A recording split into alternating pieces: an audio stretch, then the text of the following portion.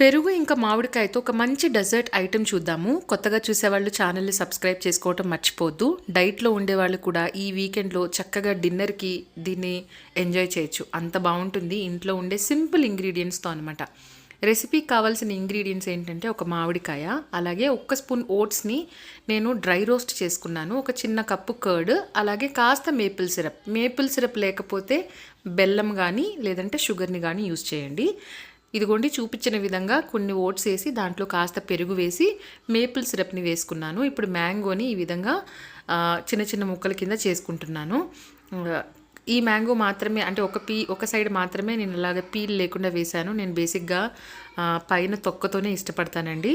So ఇంకొక side మామూలుగా తొక్కతోనే చిన్న ముక్కలుగా కట్ చేసి వేశాను. పైనుంచి మళ్ళీ కొన్ని ఓట్స్, కర్డ్, అలాగే పైనుంచి కాస్త మేపుల్ సిరప్.